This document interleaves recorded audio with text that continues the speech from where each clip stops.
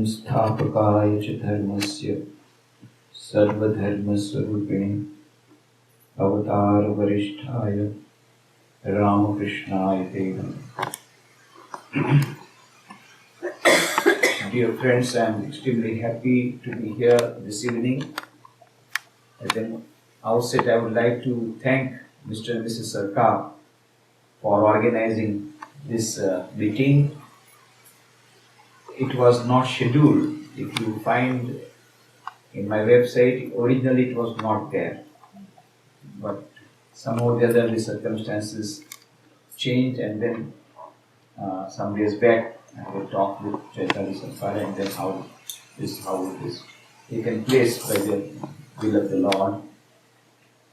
This is the last leg of my journey. Tomorrow I go back to India. I came here on 18 June. See, Bhobilal is here. He received me at the airport, New York airport. And from there we straight drove to Ridgely Manor. As you know, Ridgely Manor is a very important place. Everybody must visit that place. Beautiful place, 82 acres of land. It was originally very big plot, but now it is 82 acres. And Swami Vivekananda himself stayed. 3 times he went, but the third time in 1899, he stayed for about 10 weeks. That was a great summer.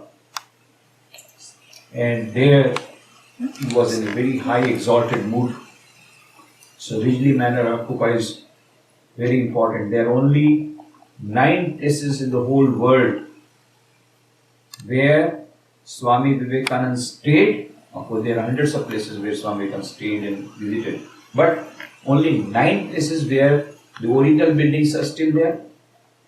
And there are very few places the original buildings are there. Most of the places the buildings have been demolished or destroyed. But out of those buildings, only 9 places where we have been able to convert them into memorials. 3 in America. Ridgely Manor, Thousand Island Park, and South Pasadena, Swami Vivekananda House. And 6 in India. Vivekananda brought Kanyakumari, Belgaum, then Ice House, now it is Vivekananda Illam at Chennai, and 3 in Gujarat. Limdi, where Swami Vivekananda was captivated and was released by the Maharaja of Limdi, and he stayed afterwards in that palace, and the same palace was been handed over by the Queen of Limdi to Ramakrishna Mission. We have made a memorial there. The historic Bhojeshwar bungalow in which Swami Vivekananda stayed as the guest of the then administrator Shankar Pandurav Pandit. In 1892, he stayed for more than 4 months there. It is there that he prepared the bomb which he threw in the Chicago Parliament in 1893. The bomb was prepared there, thought bomb. All that he prepared there in Porbandar. And then that historic Bhojeshwar bungalow we received from the government of Gujarat on 30th lease as 1 rupee token rent on 12th July 1997, and since that time a memorial has been started there. And the bungalow was in a very bad condition. I was there for 8 years. We repaired it, we renovated it, many activities have been started. And we started Vivekananda Institute of Value Education and Culture, Vivek, which was inaugurated by Dr. APJ Abdul Kalam, the then President of India. In fact, he came twice to Porbandar, one before becoming President, one after becoming President. Before becoming President, when he came, we announced that he is going to become great. Within 4 months, he became President of India. And we have a lot of connection with him. Then, on 18th April 2005, we received the historic Dilaram bungalow, in which Swami Vivekananda stayed as the guest of the then Diwan Manibhai Jashbhai in 1892. And that also was in a bad condition, so we are repairing it, renovating it. From last 5 years I am there. Now that Porbandar bungalow was renovated, so afterwards they thought that again this bungalow has to be renovated. So now I am in Baroda, and we have started many activities. So Ridgely Manor is a very, very important place. Everybody must visit that. So I was there 18th, I reached there, 19th they organized my talk there, and then 20th there was a talk in Vivekananda Vidyapeeth in New Jersey. 21st I went to New York, both the centers, and I stayed at Vedanta Society, the oldest, the first center started by Swami Vivekananda was Vedanta Society, New York. In 1894 he started that. So now Swami Tathagata is minister in charge. So I stayed there for 5 days. And 22nd they organized my talk there in New York Center, and 23rd I had a talk at Long Island, Multi-Faith Forum. There was an interfaith, a lecture on interfaith harmony, and there were representatives, not only representatives, but high scholars from various religions, Baha'i, Islam, Christianity, Jews, and they all listened with great attention to the message of Sri Ramakrishna of harmony of religions and multi-faith, interfaith harmony. And then 23rd, 25th was a lecture there in Bharatiya Vidya in New York. 27th there were so many lectures there in New Jersey. And 28th morning, Mr. Bhogilal, he came all the way from England and he took a car on rent and he has been driving me all everywhere. So that solves all my problems. So he took me then by car from New Jersey to Washington DC. And there also Washington DC. In New York, I saw many places where Swami Vivekananda had visited or stayed. All these 5 days were short. I had to run about. But I wanted to see all those great places. Similarly, in Washington, we went to Baltimore, the house in which Swami Vivekananda stayed. And very funny thing happened. I wanted to go inside. They said, "You can't go inside. It's America. Not like that India. Just you press the bell and go inside. You have to have prior appointment and all that. Otherwise, you will end up with a lawsuit." So, but I said I must go inside. So they were telling me no. Still, I went backside of the house, just to know whether from the back door there is any entry. And suddenly one man came from the neighborhood and he wanted to throw something on the garbage bin. So I just started talking to him. It was unusual for him, but anyway he saw this place and he said, "I teach Buddhist meditation." I said, "I teach also Vedantic meditation." So we are friends. I made friendship with him. Then he told about that house, that this is the house and it is on sale, where Swami Vivekananda stayed. That is now on sale. So then I went, I said, "I want to go inside." He said, "You want?" So very eager. I said, "Very eager. I have got the key." He had got the key because the owner had kept the key with him so that anybody could be shown, or if they are interested in purchasing the house. I am not interested in purchasing the house, but he showed me. So he could get inside. Washington, the 19th evening they had organized, 29th evening they had organized a talk in Washington. And 30th, the early morning 5 o'clock, started by car straight to Chicago. 16-hour drive only. Evening 7 o'clock, we were in Chicago, New Temple, beautiful ashrama. And 30th we reached, and on 1st July, I fulfilled the dream of my 40 years dream. More than 40 years dream. The first time when I read the book of Swami Vivekananda, particularly Parliament of Religions, and 7,000 people stood. It was telling, "Dear sisters and brothers of America," and all the people stood and they clapped. That historic moment, and then all the newspapers in one voice, they all said, within one day he changed the whole historic speech. Just 5 minutes speech, but whole atmosphere was changed. India was considered a backward country, and say uncivilized country, uncultured country. And within one day the whole atmosphere has changed. The New York Herald said, "The greatest figure in the Parliament of Religions is Swami Vivekananda." So many people had come, so many great orators had come, great religious leaders had come.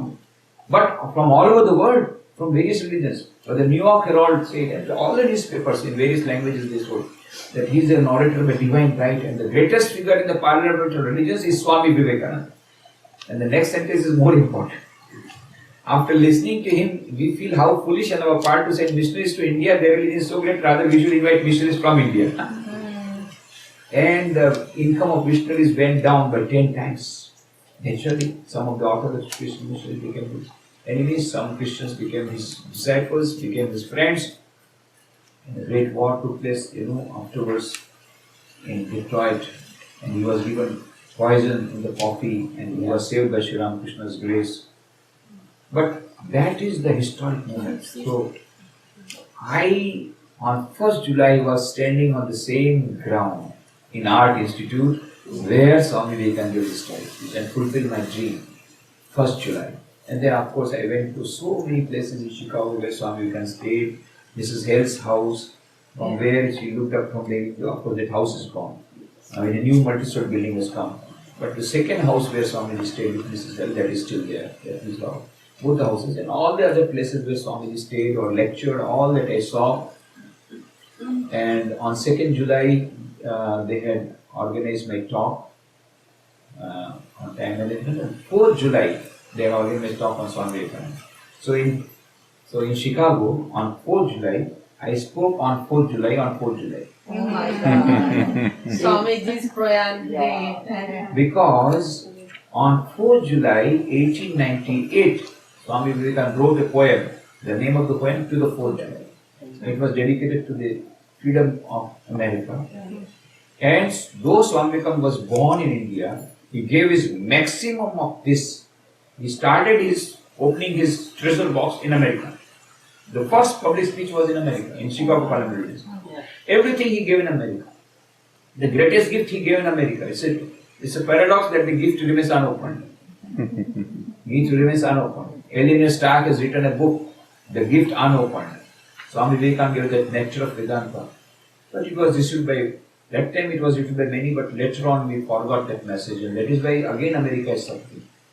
Today again depression has come. This recession has come on economic front. When Swami Vivekananda came, that time also there was recession, high recession. Again that recession has come. So this is the time when the gift should be opened, which has remained unopened. But Swamiji gave that message. And so America played an important part in his life. And Swami Vivekananda wrote that poem To the 4th of July.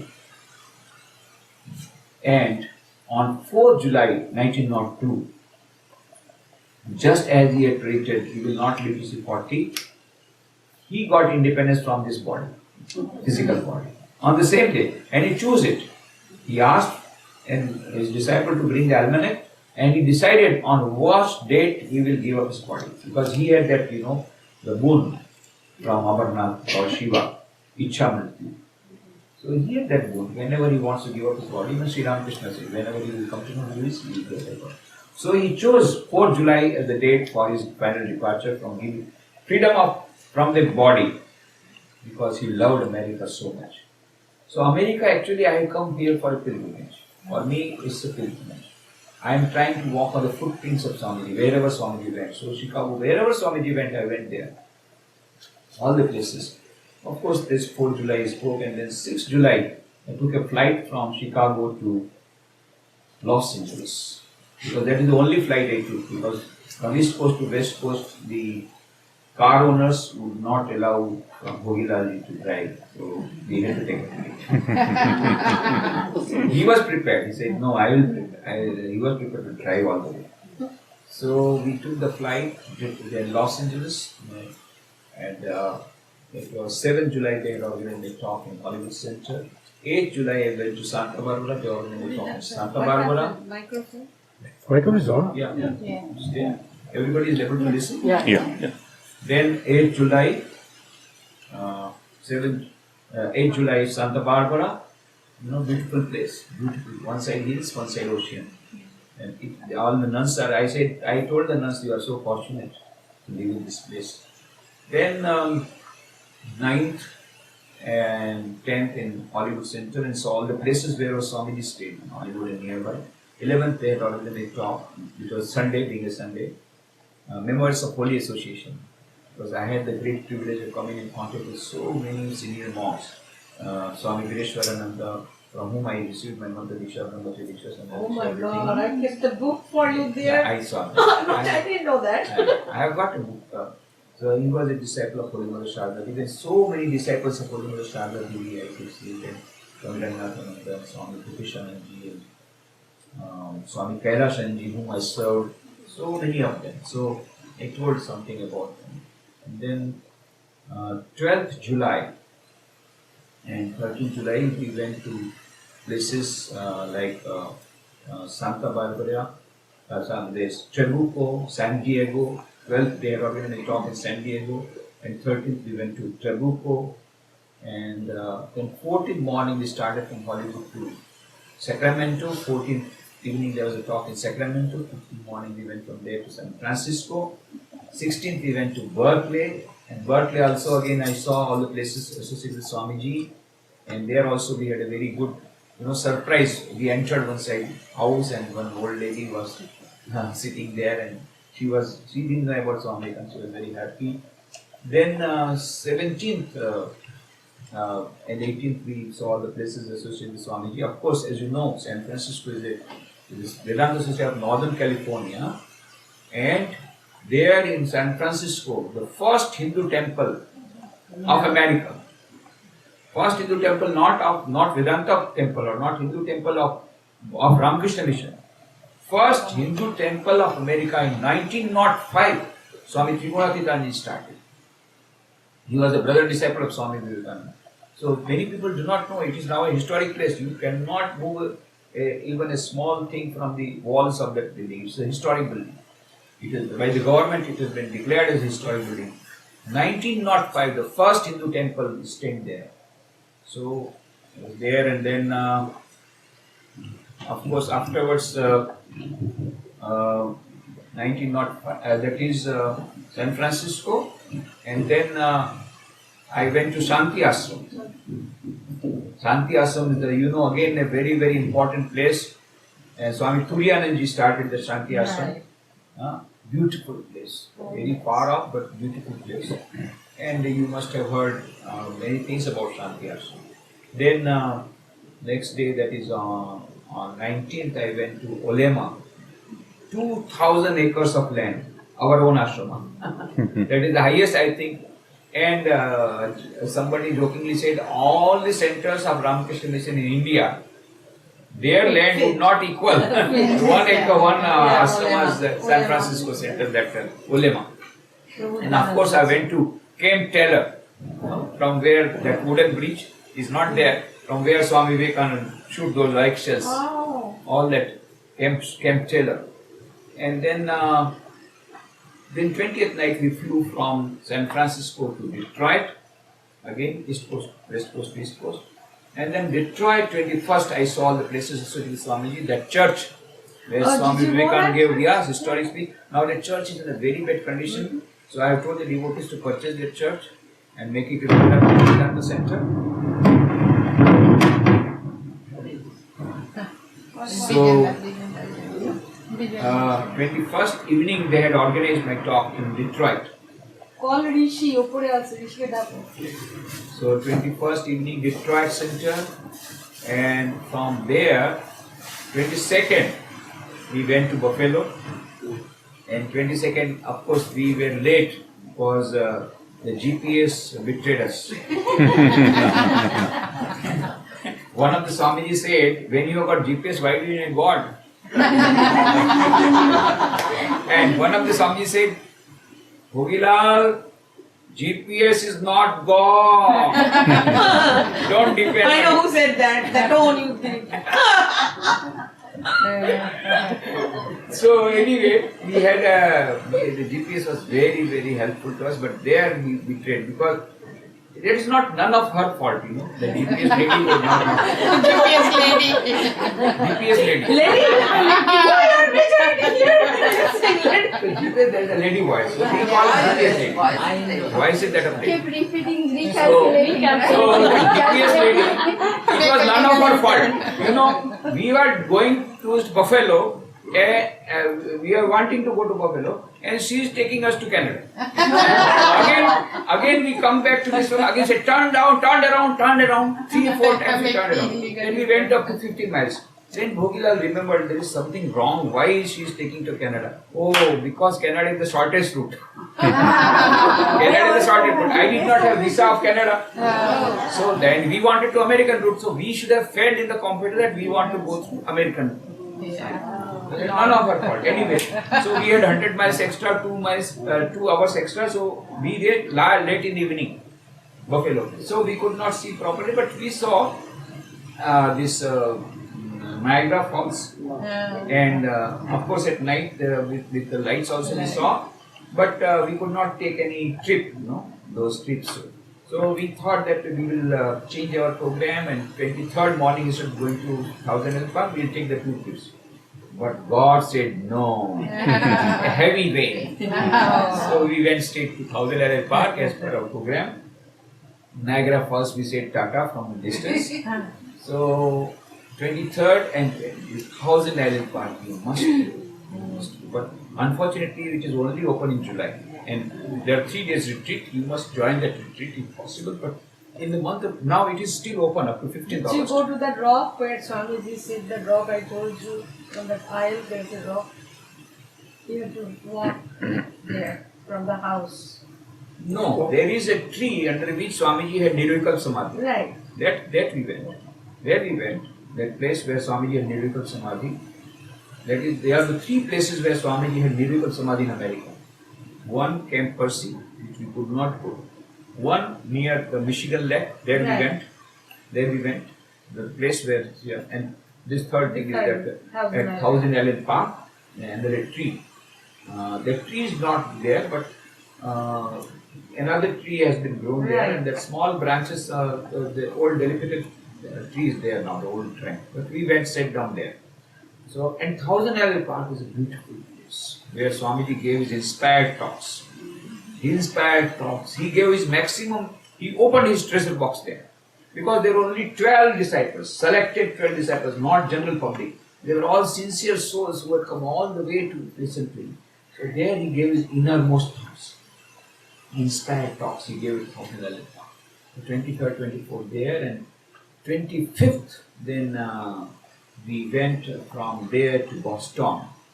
And Boston also I saw the Harvard, where Swamiji had gave his lecture in Harvard University, that theatre, that hall, and then all these places where Boston Swamiji had gone and visited. And then from there I also visited Greenacre, where Swamiji had gone with his disciples and spent 10 weeks there. Some few days, about 6 or 8 weeks. So we went to Greenacre. And then 27 from Greenacre directly to Providence at night, we reached tonight. And 28 is the real reason for which my coming is or coming to America was I had to speak on the 19th International Congress on Vedanta at Massachusetts University, Dartmouth. So that started on 28. That's why I went to Providence, and from there, staying there for 4 days conference I attended. 28, 29, 30th and 31st. On 31st evening there was a talk in Providence, and first yesterday morning we drove from Providence to again Ridley Manor. Again I was not satisfied, So I started with Ridley Manor, I must end with Ridley Manor. So I was with Ridley Manor, and today this morning I wanted to spend some more time, but there was an order from the Prime Secretary, you must You come were here telling before me. lunch. Did you seriously matter how many times you called me? You were not believing that I did see. So she said, no, you must come here before lunch. Okay, I said, yes, madam. So I was here before lunch. From Ridley Manor we started at 9:30, and so I am here, and now I am at your disposal. So When are you going to hear that real what is, that now we're waiting? everybody wants happiness and peace. Everywhere, most of the places, they organize a talk on the same subject. In fact, that is the talk I delivered at Ahmedabad Mental Institution, and they brought out some DVDs. Some DVDs are here on that subject, and then they brought out a book. And that book has undergone 10 times printing, and it is very much in demand. I wanted to bring many copies. We kept the box ready, but by God's divine will, or because of my mistake, whatever you say, the box remained at Ridley Manor. So anyway, but don't worry, I will send immediately after going to India, I will send a box of Happiness and Peace book. And of course, you can download it free of cost. It is available in PDF form from the website rknvm.com/sn. RKNVM, if you want, I will give you my card. So that gives the website. So from the website, you can download my book, Happiness and Peace in Everyday Life. Because today now we have got very less time and not be able to do justice. That was 3 hours talk. So, and the subject will take 3 months. So I have got very limited time. So, but you get all those things in that PDF form. The whole book is there. And there's another book, Teachers, the Torchbearer of Change. Many of my articles are there. So all these you can download. Some CDs are also there in the, but it is in short form. And some CDs and DVDs I could bring. I brought hundreds of CDs, DVDs, hundreds of books. But this is, the last. So all got exhausted. Now few are remaining. Anyway, some you will get and some I will send later on. From there, as soon as I reach India. Now the whole world, in 2004 I went to Europe. And there I had gone for participate in the second international conference on disaster management. As you know, 26 January 2001 there was an earthquake. So as is the tradition of Ramakrishna Mission, whenever there is a disaster, immediately we start with our relief work. So we spent about 200 millions of rupees for about $4 million, and we constructed 81 school buildings as a part of our earthquake rehabilitation project. Out of which 37 school buildings we constructed in Porbandar. Total 81 school buildings we constructed, and we constructed very, very quickly. So they wanted to know how we could finish this work very quickly. But we took up this prefabrication technology. So I went there for giving that presentation. In Coventry there is Sri Krishna temple. So they said you must come and give us lecture. I said I had to agree because they had given some money for construction of one building, school building out of 37. So I must read that. I did Sri Krishna temple. I said, on what subject I should talk on Gita? She said, no. Your book we have seen, Happiness and Peace, is the same topic. Then I talked on that. Then from there I went to London. On the way there was Leicester. There are 2 temples, Hindu temples, Sanatana. Both the places they wanted the same subject. Again I told the same. Then I went to London. London also they wanted the same subject in the big particular hall. Again it's the same subject they found. From there I went to Holland, and then Holland to Germany. Germany, that was a Sunday, so there were many people had come for retreat. So again I told what subject they want, stress management. Again, so I spoke on stress management there and gave answer to the question. And France and Switzerland, again they are also devotees wanted. So everywhere people are now in search of peace of mind. Everybody is under tension. How are you fine? Any problem? My God, so many problems you cannot report in competition. Everybody has problem, everybody has tension. Whether in America, whether in India, everywhere. Irrespective of caste, creed, color, religion, nationality, everybody is under tension, everybody is wanting peace of mind. That is the modern, why it is happening. Why? Because it's the modern times. It is a modern times, the science of technology has advanced very much, and we have got a lot of gadgets. The whole world has been united, the physical distance has been annihilated, but mental distance has increased. That is a paradox. Communication technology has advanced so much that previously it used to take a lot of time. Physical distance has been elevated. Swami Vivekananda started on 31st May 1893 from Bombay, took a ship for coming to America, and after 2 months he reached America. And I started morning 4:30 on 18th from Ahmedabad. By 2:30 p.m. same day 18th I was in New York. So science and technology has reduced the distance, and so much communication technology, you got internet. Whole world is instantly connected. Within a second you are connected with thousands of people, and then ideas and the mobile. You are sitting on the sofa set. You can talk to your friends thousands of miles away. Very nice communication, because previously you had to shout. Now no shouting, because everything is done by satellite communication technology. So very good communication technology. But the paradox is that you can talk to your friend thousands of miles away very nicely, but there is no communication between husband and wife sitting on the same sofa from last 6 months. I am telling you literally. I was there in Baroda station when I had gone to, I was previously in Rajkot before coming to Baroda and Portland. I was in Rajkot editing a Gujarati monthly. From there, I used to go to Baroda for some lectures. So one day after finishing my lecture, I was to go back to Rajkot. So I was standing on the railway platform, Baroda. I was standing here, and by some distance, a couple was standing, husband and wife. Both were standing nearby, but husband was looking at one direction, husband was looking at, wife was looking in the other direction. After some time, the husband very politely asked, "Why the train is coming so late?" And the wife roared like a lion. "Am I the station master that you're asking me why the train is late?" She roared like that. The husband flung away 6 feet away. I was so much afraid. I saw it. He just ran away. He was so much afraid. So, very good communication technology, but no communication between husband and wife, between mother-in-law and daughter-in-law, between mother and daughter. Generation gap is. And this was predicted by Alvin Toffler. In his book, The Future Shock, he told the whole society is undergoing tremendous speed. Such an accelerated speed, the whole society is changing, it will not be able to absorb the shock. And that time is come. So much generation gap has come.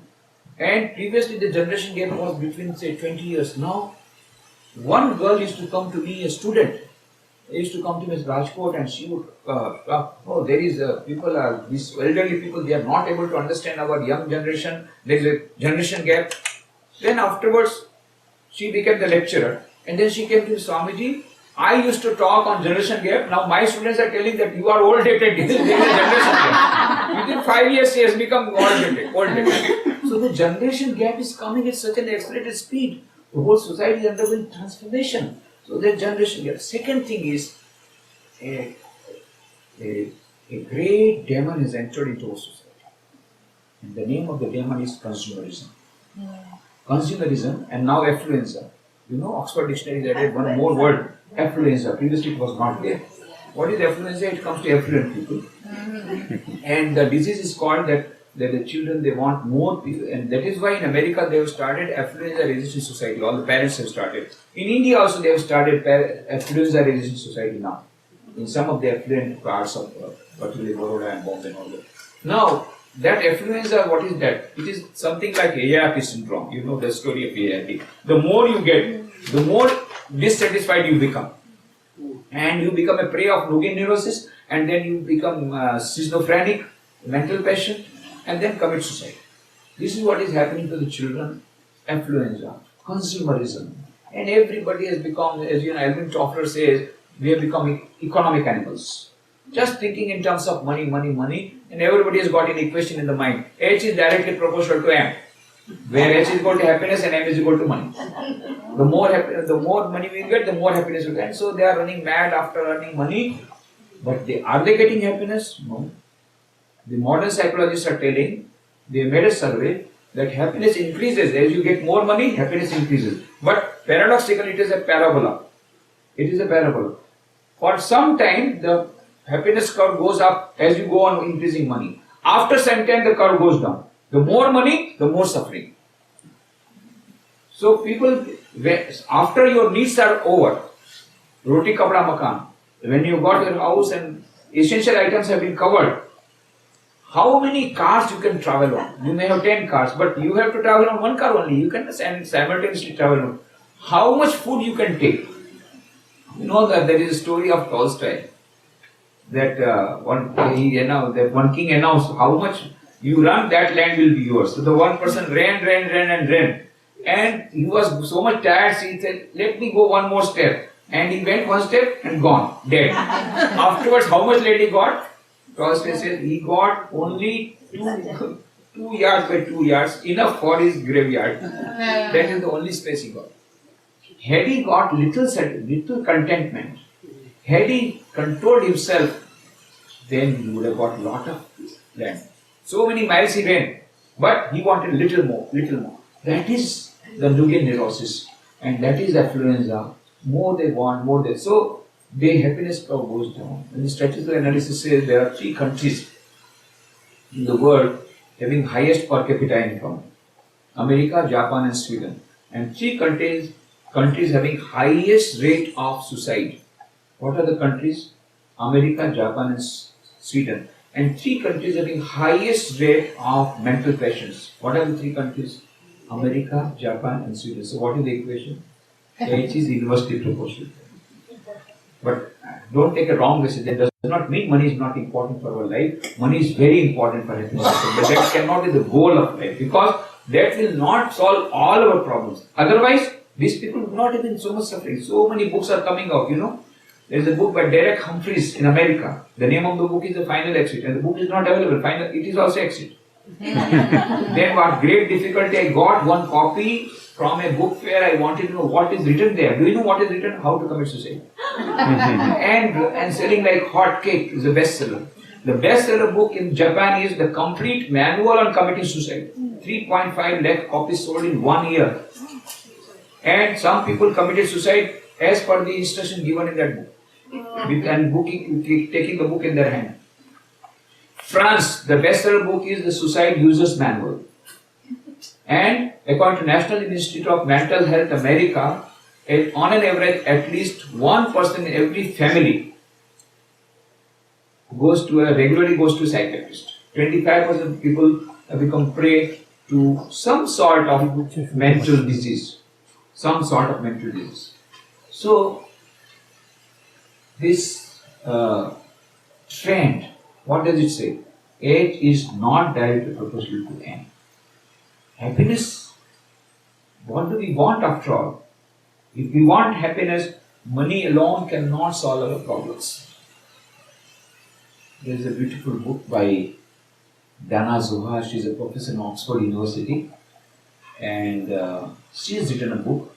The name of the book is SQ, Spiritual Intelligence, the Ultimate Intelligence, where she says neurologically, biologically, psychologically, physiologically, from every point of view, there is a concluding evidence. There is something called SQ, which is the basis of both IQ and EQ. What is IQ? Intelligence quotient. IQ will tell you how to play the game of life. What is EQ? Emotional quotient, emotional intelligence. EQ will tell you how to play the game of life under changed circumstances with changed strategies. What is SQ? Spiritual intelligence, spiritual quotient. SQ will tell you whether to play the game of life at all or not, but that's your choice. What is the purpose of life? What is the meaning of life? We have lost the purpose of life. There is a beautiful Zen story. A horse was galloping at full speed, and somebody asked the person, "Where are you going?" And the person said, "Ask the horse."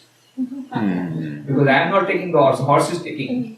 We are not leading the life, life is leading us. Just like a flock of sheep, we are going blind imitation of Western materialistic culture, even in India now, in many other countries. But what is the purpose of life? What do we want in life? No, nothing beyond, just going blind. So, purpose of life. What is the meaning of life? We have never thought about it. I ask many youngsters in India, I go to many schools and colleges, and I ask the youngsters, what is the purpose of life? I want to become engineer, doctor, this. That's okay. What is the ultimate aim of life? I never thought about it. When you start thinking, when you sit in the car, the first question you should ask, where do you want to? Now the car is already gone 25 years back, it has started 25 years, 20 years, 30 years back, you have started your life, and still the question has not been asked, where do you want to go?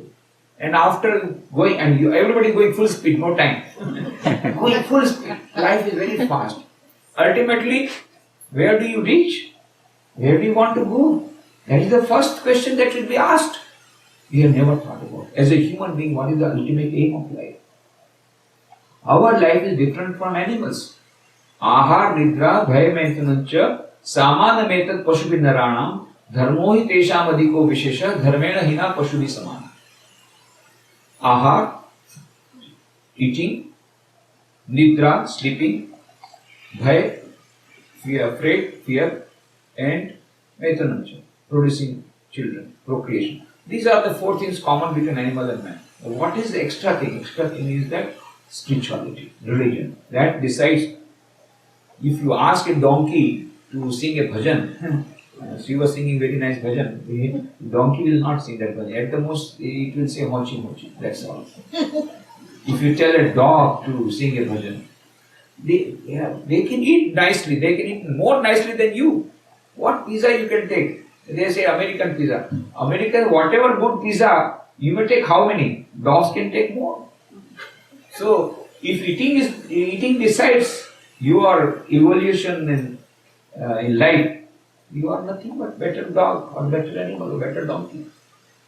So, as a human being, there is something special. And so, the modern science says IQ is available with all the species, including the computers. But EQ is available only with a few species.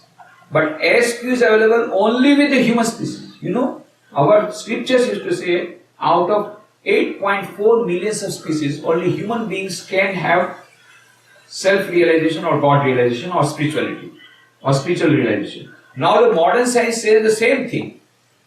But that says not 8.4 million. They say there are 12.5 million species. Okay. Now cloning and everything is going on. Maybe they have multiplied. But they also say out of 12.5 million species, only one species, that is human species, can have SQ, no other species. So that purpose of life is most important. We must know the difference between man and animal. There's a beautiful book by Taylor Shardé. The name of the book is The Phenomena of Man. There he asked this question, what is the difference between man and animal? Somebody said, intelligence. He said, not necessarily so.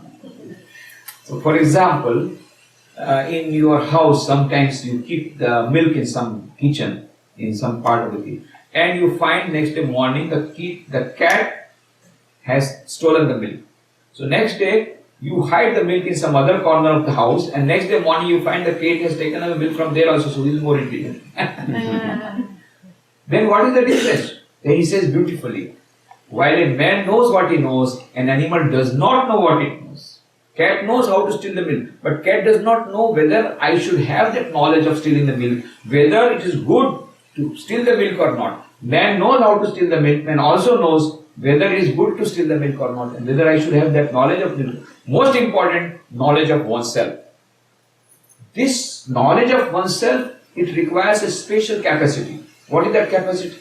This is a beautiful book by Lincoln Barnett, written the book Einstein and the Universe, where he says, man has a unique capacity of transcending himself and perceiving himself in the act of perception. So this going beyond oneself and seeing the God within, with the subjective realization. Now this is a special prerogative of a human being, that is IQ, and that is available with the human beings. And we never use that. We only use IQ at the most EQ, and there it ends.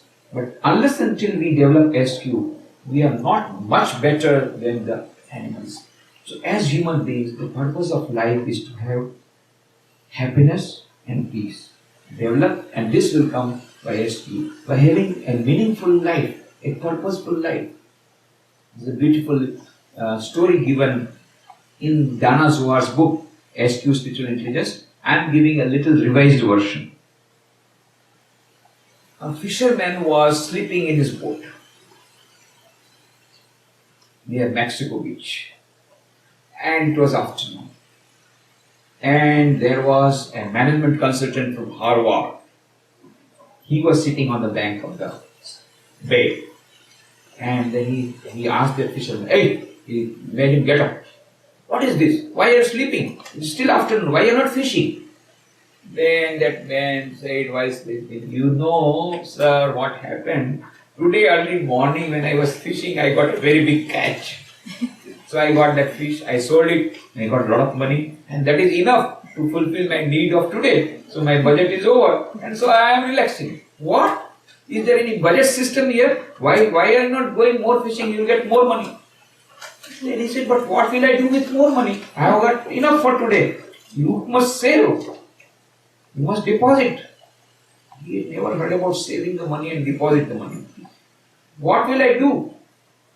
If you save the money, what will I do by saving? Go on saving the money. When you got enough deposit, then you purchase a bigger boat. And then you will be able to enter the bay first deeper, and you will get still more fishes, better, long, bigger fishes, and you will get more money. But what will I do with more money? Again deposit.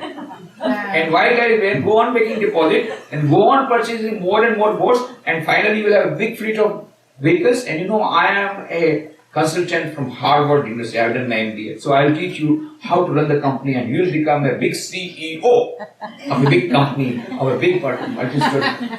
Then you make a lot of money. Then, after when you have a lot of money, then you come to me, I have got all the investment policies, I will tell you where to invest and all that. Once you make investment like that, then you can retire and then every month you will get fixed income and you will be able to sleep nicely. I was sleeping nicely till you woke me up.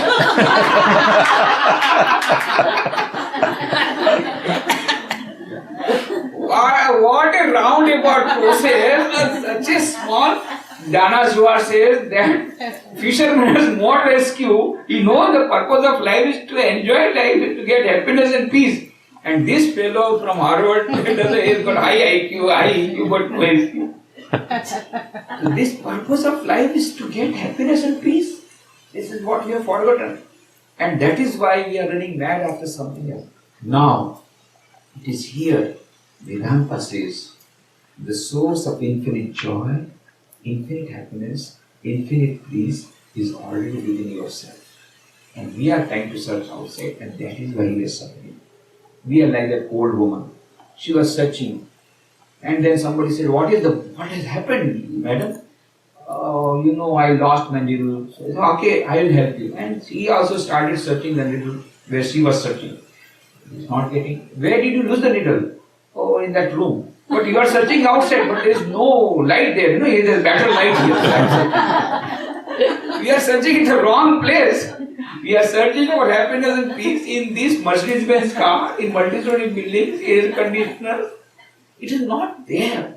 The source of infinite joy and peace is within all of us, everybody's heart.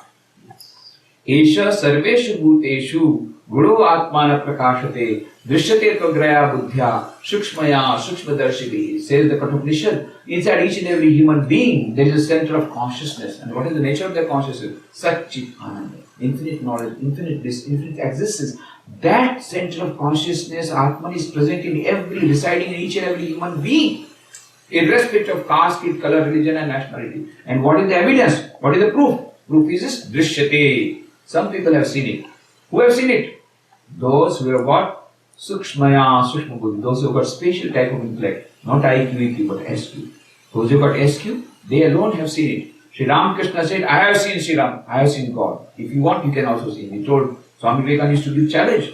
But he gave challenge to Sri Ramakrishna. Well, you're talking too much of God. Have you seen? Yes, I have seen. I am seeing him more intensely than I am seeing you. And if you want, you can also see him. But you have to come to the laboratory, make experiment. And then Swami Vivekananda made an experiment. And that is why he himself had a first-hand realization. That is why in the parliament of religions, he could say with conviction, Srudantu Vishwe Amritasya Putra Aye Dhamani Divyani Tastu Vedahametam Purusham Mahantam Adityavarnam Tamasa Parastat Tameva Viditvatim Nityameti Nanya Pantha Viditayana. I have found the ancient God is beyond all miseries. He could see that, he could say that because he realized it.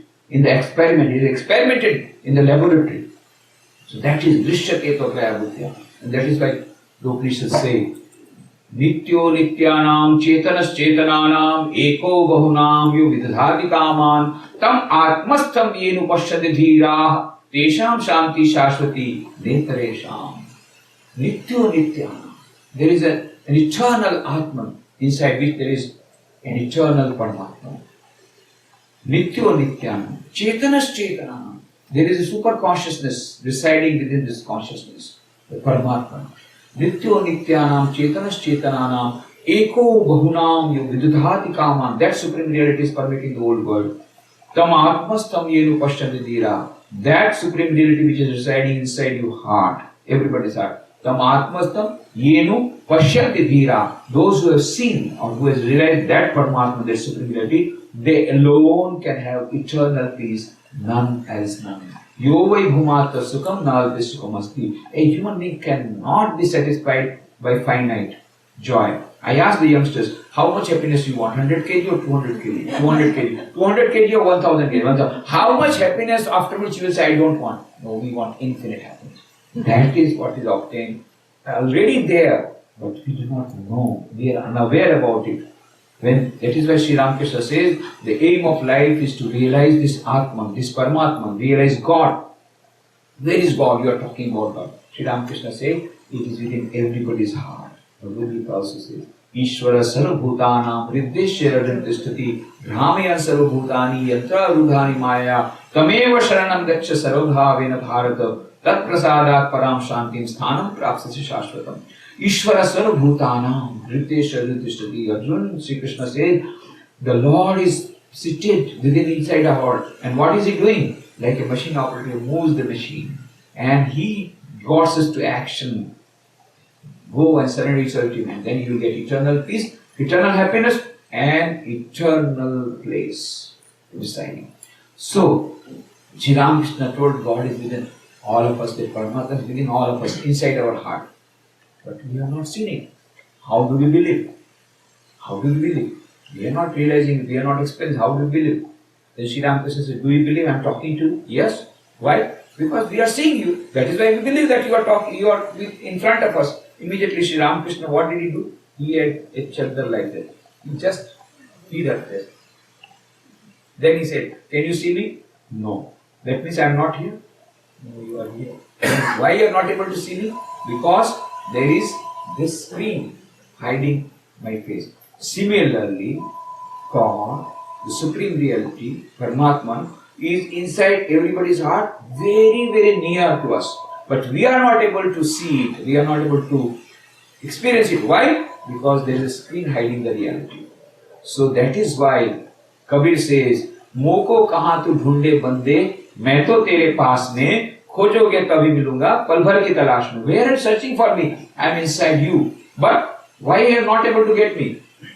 घूंघट का पट खोल रे तोहे पिया मिलेंगे, कटुक वचन मत बोल रे तोहे पिया मिलेंगे. You will realize that supreme reality, that beloved. How? घूंघट का पट खोल. You have to remove the screen. How to remove the screen? Swami Vivekananda gives the beautiful solution. How to remove this? The gist of Vedanta is used in the book Raj Yoga. Each soul is potentially divine. The goal of human life is to manifest this divinity within by controlling nature external and internal. Do this either by work, worship, psychic control or philosophy, by one or more or all of these, and be free. This is the whole of religion. Dogmas, rituals, worship, temples, churches, mosques, forms are but secondary details. This is the gist of everything. Each soul is potentially divine. Inside every human being, there is a center of consciousness. The goal of life is to manifest this divinity. How? By controlling nature, external and internal. How this can be done? By 4 yogas. Jnana Yoga, Bhakti Yoga, Raj Yoga and Karma Yoga. By one or more or all of these. But what is the best yoga? That depends upon you. That depends upon you. Which yoga is suitable for you? You decide. But then, if we ask Swami Vivekananda, what do you prefer? He said, I want to ride all the 4 horses simultaneously. And that is what Romarula says. Swami Vivekananda rode on all the 4 horses regularly, simultaneously. Why? He was equally well with all the yogas. And Swami Vivekananda says it is better to combine all the 4 yogas, because all the 4 yogas have got certain advantages and also certain disadvantages. There is nothing wrong with the yogas, but because of our nature and because of our weaknesses and because of our approach, sometimes those yogas, they do not augur well with us. So what will happen? If we combine all the 4 yogas, we will be able to get advantages of all the yogas minus their disadvantages. For example, Bhakti Yoga. Very simple yoga. Everybody wants to receive love and wants to give love. So it's a very sort of sahaj path. It's a straight path and sort of easy path for most of us. But there, danger of ending up in sentimental nonsense. Sometimes we become too emotional. Now, Jnana Yoga is the shortest cut. Bhakti Yoga is easy but very long one. Jnana Yoga, very short, but dangerous. Dangerous because shortcut is always dangerous. When you go to Himalayas, you try to go to shortcut, it becomes a long cut. Then you fall down. So, Shurasya Dhara, Nishita, Duratya, Durgam Patastat Kavyo Vadanti. The path is difficult like walking in the edge of a river. And then it is very dry also, Gyan Yoga. So mix it with Bhakti Yoga is very sweet. And when you mix it with Bhakti Yoga, all the dryness of Gyan Yoga will go. And it's a dangerous path, but Bhakti Yoga mix it. Then Bhakti Yoga is though sweet, but it is sometimes you become irrational, sentimental. When you add Gyan Yoga, it becomes rationalized, your emotions become rationalized. So advantages are added, disadvantages reduced. Similarly, Raj Yoga, royal path, Raj Yoga. And everybody wants to go to Raj Yoga. Nirvikal Samadhi. Everybody wants now Nirvikal Samadhi, and they want, and there are many gurus now selling, happiness industry is the most, flourishing industry. Stress management programs and all those, and they are making money. And this is the 5th largest industry now. Though there is recession in all the industries, happiness industry is increasing, is flourishing very much because everybody wants happiness. So now they are giving, just pay $200 and you will get Nirvikal Samadhi. Instant coffee, instant success, instant Samadhi. They want instant Samadhi. And there are people to take and people to receive and people to give. But it's a very difficult path. And that is also again, so many people, they want Samadhi and then they go for meditation and pranayam, this and that. Then afterwards they come to us, his Kundalini has gone up, he's not getting down, what to do? Who told you to push up that Kundalini? Now, nothing can be done. The psychiatrist is also not able to solve the problem. Because the mind has to be prepared. Yam Niyam. Satya, Asteya, Brahmacharya, Aparigraha, Ahimsa, Yam, Niyama, Shauch, Santosh, Tap, Swadhyaya, Ishwar Pranidhan. Nobody wants to do Yama, Niyama, nobody wants to have all those virtues. And similarly, simply you go for Pranayama, you will end up in a mental hospital. Swami Vivekananda has warned it, but we don't so. So, 24 hours we can't meditate. We must start meditating. Meditation got a lot of advantages. It improves it lowers your blood pressure, surgery bypass. Even for physical health, many are taking to meditation. Good. It also gives peace of mind. Good. And also, of course, it will lead us to the ultimate reality. Good. But then, you have to start from where you are. Gradually, you have to go. So, mix it with Karma Yoga. What will you do next time? Just try to serve the society, serve the other people. And with that, your mind will be purified. With that, you will be able to meditate properly. And when you do Karma Yoga, what happens? When you get success, you become egoistic. But when you meditate, it's not my success. It is with the grace of the Lord that I was able to do. So, when you mix all the yogas, all the 4 yogas, what happens? All the advantages are added up and disadvantages are reduced. And in the modern management theories, it's an age of recession. So they say if you want to resist recession, if you want to survive in this age of recession, you must have productivity. How productivity will increase? By maximum utilization of all the resources. Similarly, we have got all the faculties, why not utilize all the faculties? God has given us hands, why not utilize these hands for working for the Lord and converting work into worship. Whatever work we do, let us try to convert into worship. Let us try to do service to humanity with our hands. That is Karma Yoga. God has given us mind. Why not meditate with this mind? That is right. Then God has given intellect. Why not we think of that into what is real, what is unreal, what is true, what is real, false. This is Gyan Yoga. And then God has given us heart, a heart which wants to receive love and also give love. But how much love? How much love? I ask the youngsters, how much you want love? 100 kg or 200 kg? 200 kg. How much love you want? After which you will say, I don't want love. No, we want infinite love. Now, Swami Vivekananda says in the book Religion of Love, there cannot be an infinite love, an immortal love between two finite realities changing all the time. Their moods also changing all the time and both going towards that.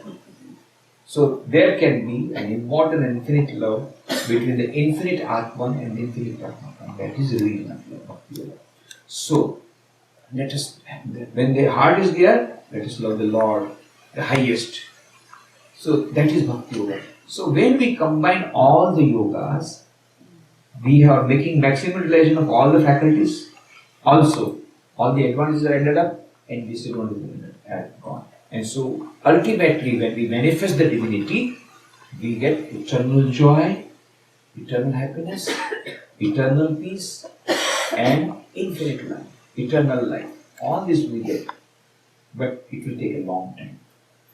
In the meanwhile, we want happiness and peace in everyday life. What to do? The same four yogas, when practiced in daily life, will give us happiness and peace in daily life. For example, Bhakti Yoga means what? Prayer, repeating the mantra. Start repeating the mantra. Any good mantra, any name which appeals to you, you will find peace coming to you. Holy Mother Sharda said, the easiest and the best way of solving all the problems of life is to take the name of the Lord in silence.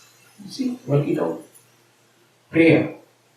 Swami Vivekananda gives a beautiful thing. He says, at long last, and he says a beautiful prayer. Before starting Upasana, I used to have a beautiful prayer. Sarve bhavantu sukhina, sarve santu niramaya, sarve bhadrani pashyantu, ma kashchit dukkha. Let all be happy, let all be healthy, let all attain good, let none become miserable. What a beautiful prayer. Swami Vivekananda says, at long last you will understand, not now. At long last you will understand that the best way to become happy is to see that others are happy, and the best way to get peace of mind is to pray for others' peace of mind. So he says, if you pray like this, others will get peace of mind later. You will get peace of mind early. Yes, yes. Make an experiment. Yes. Make an experiment. And many have reported, yes. Yes. And some people say, no, we are not getting benefit. I say there is something wrong. Because when you say, let all be happy, don't put a bracket there. Some people they say, put the bracket, oh Lord, let all be happy minus my mother-in-law. Oh Lord, let all be happy minus my daughter-in-law. Oh Lord, let all be happy minus my husband. Oh Lord, let all be happy minus my wife. Don't put a bracket there. At least at the time of prayer, whole day you may put the bracket. Early morning when you are praying, oh Lord, let all be happy. If you can say from your heart, then you will find really peace is coming to you. Really. So that praying for others, preparing for others.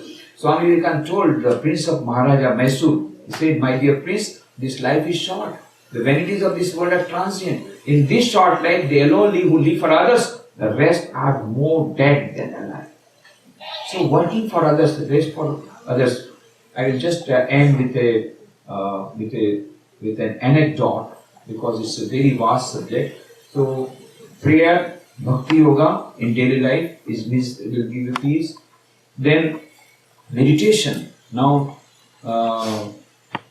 there a lot of research has been done, and in the Associate Professor of Harvard University, Dr. Herbert Benson, he has written a book, The Relaxation Response, after 25 years of research, where he says the correlation between blood pressure and meditation. And as you know, the Time magazine brought up a special issue with the Hollywood actors meditating, and 10 millions of Americans are regularly meditating.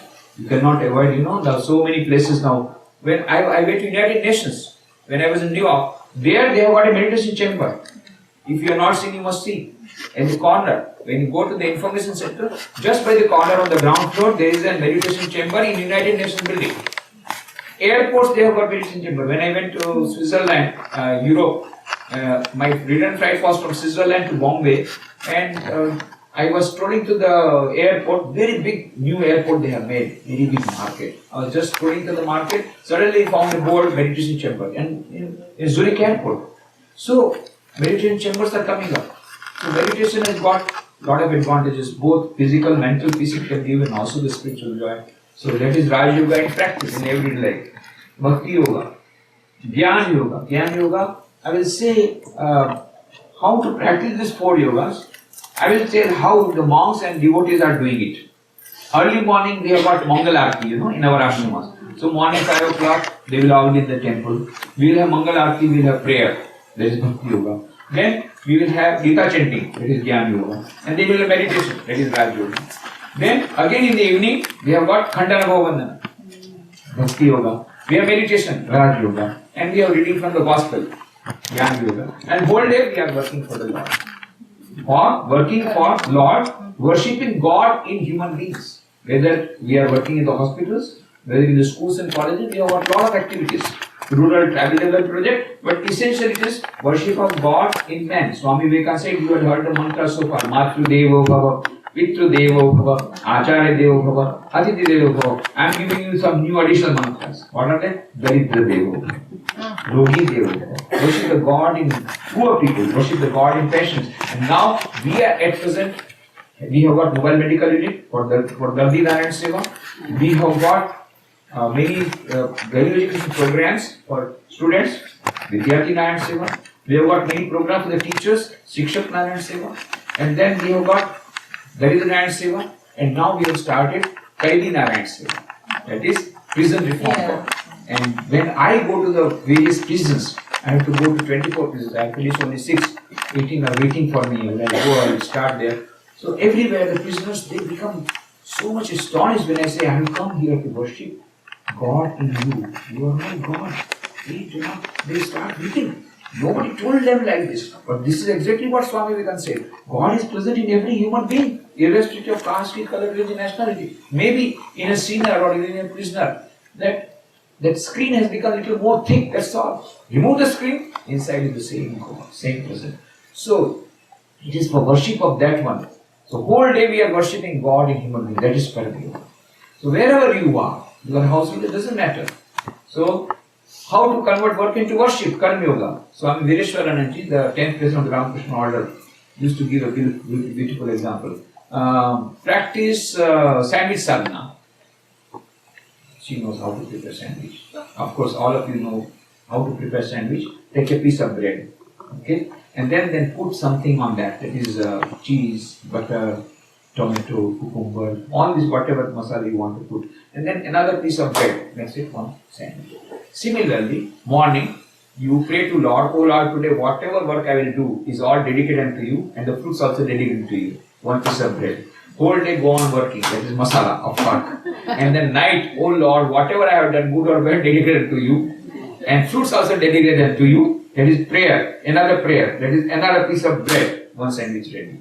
And it can prepare small sandwiches also, that's better. When you go to office or college or school, oh Lord, whatever I will do in the office, dedicated to you. After coming away from the office, oh Lord, whatever I have done, good or bad, all dedicated to you. From tomorrow I try to do better. And the fruits dedicated to you. Then it becomes small sandwich also. So try to have sandwich sadhana. Convert work into worship. Read Karma Yoga, that will give you. And try to do little unselfish service. And that unselfish service gives a lot of peace of mind in daily life. What to talk about eternal happiness? Daily life you will get this. You do something unselfish. Swami Vivekananda says unselfishness is more paying in the long run. Unfortunately, people do not have the passions to practice it. Try to practice unselfish service. I'll end up with an anecdote, a real thing what happened. When Swami Vivekananda was in America, at that time, he stayed here for 4 more years, for preaching the message of Vedanta. So he was staying in Chicago. At that time, the richest person of America was John D. Rockefeller, the emperor of petroleum industry. And he was at that time very much depressed at that time and he was contemplating suicide. Then one of his friends suggested, why don't you come to my friend's house where an Indian yogi has come, Swami Vivekananda, and if you meet him and get his advice, I think you will get peace of mind. Rockefeller said, what? I have to go to a beggar to get peace, to get advice? We are all beggars. We are all professional beggars. We live on charity. So he said, what? I have to go to beggar? And really he did not. But after a few days, somehow or the other, suddenly he came to the place where Swamiji was staying. He called the bell, the butler opened the door, went inside. Swamiji was not in his drawing room. Now, without being announced, he entered the study room of Swamiji. And Swamiji was fully engrossed. Swamiji had tremendous power of concentration. So whenever he will do one thing at a time. So he was fully engrossed. He did not notice Rockefeller coming. So Rockefeller came and then he knocked at the table. Then Swamiji looked up. Rockefeller said, I am Rockefeller. Swamiji said, what do you want? Rockefeller was not prepared for this type of treatment. Because Rockefeller is the President of America would get up. And here is the fellow asking, what do you want? He became very much annoyed. I don't want anything. Swamiji said, why have you come? Now what to do? What to answer? Because he had come without invitation. Then Swamiji said, my dear Rockefeller, I know what you come. You come here because you do not have peace of mind.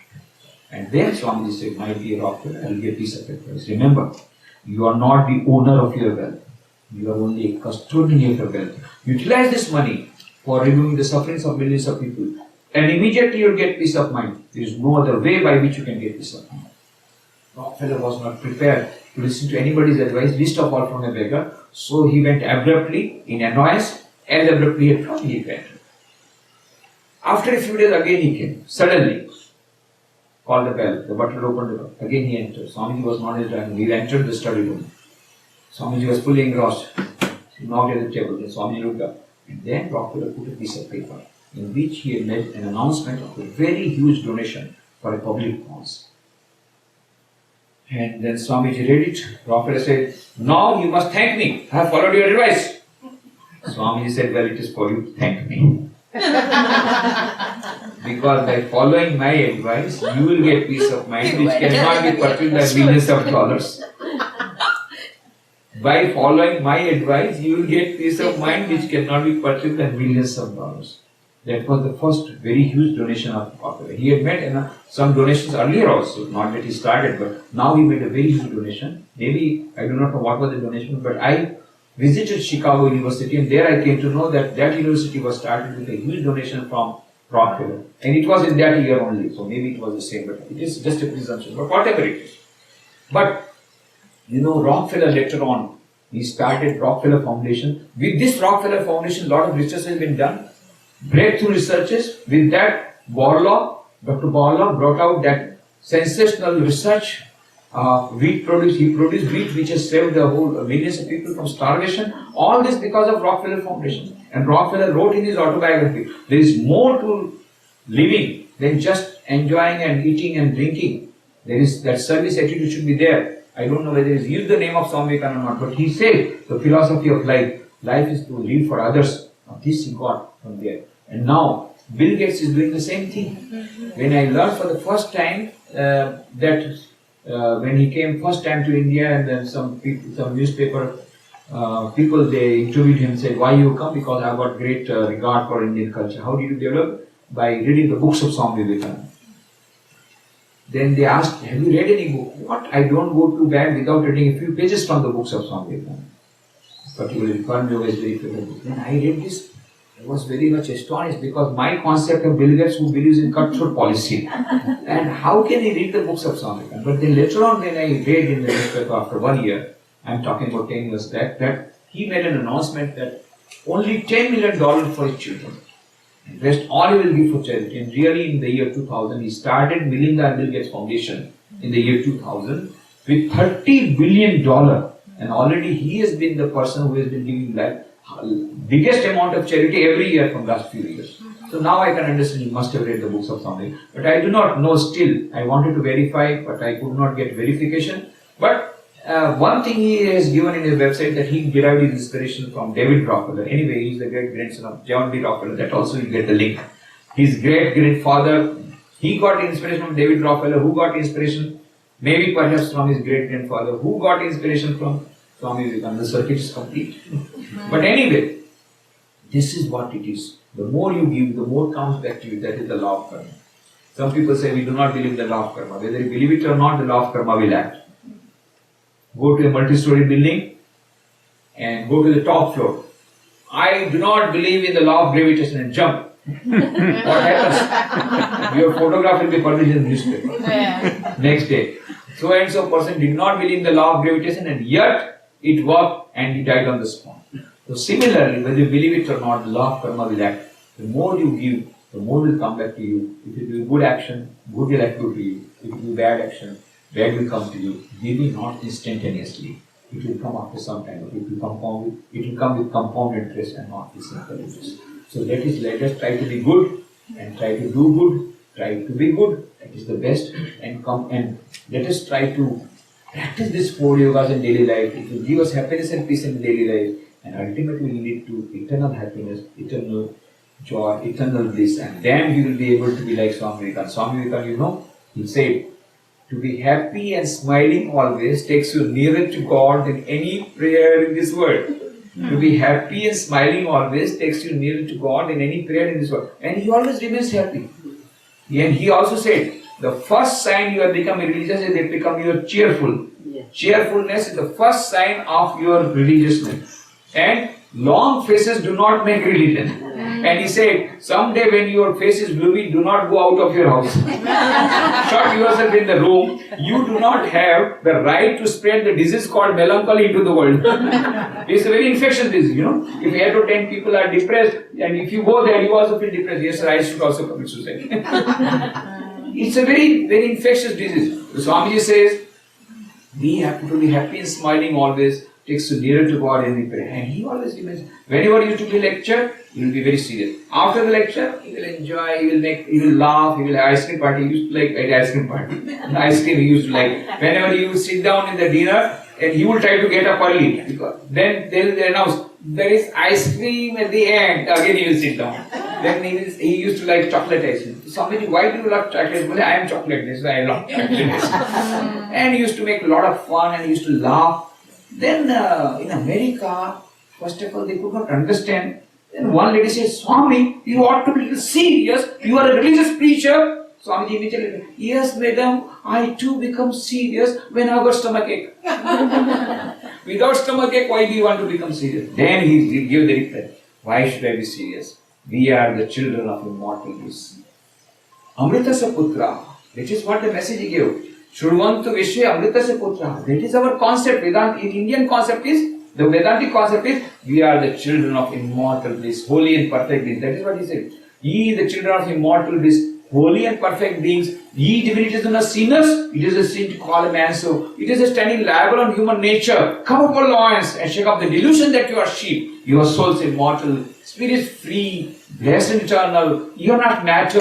You are not bodies. Matter is a servant. Not he the servant of matter. That is the message he gave, and we are the children of immortal bliss.